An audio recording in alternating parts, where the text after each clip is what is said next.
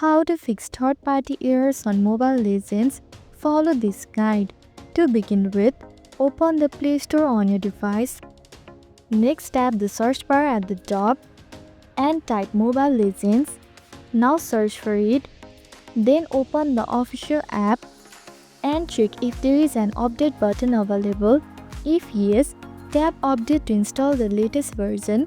However, if you see the play button, that means your app is already up to date. After that, exit the Play Store and open your device settings app. Likewise, scroll down and select app. Then click on the manage app option. Now use the search bar to find Mobile Legends.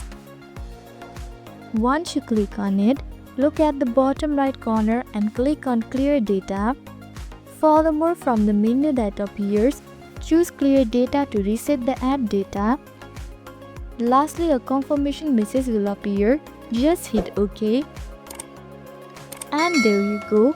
I hope this video helped.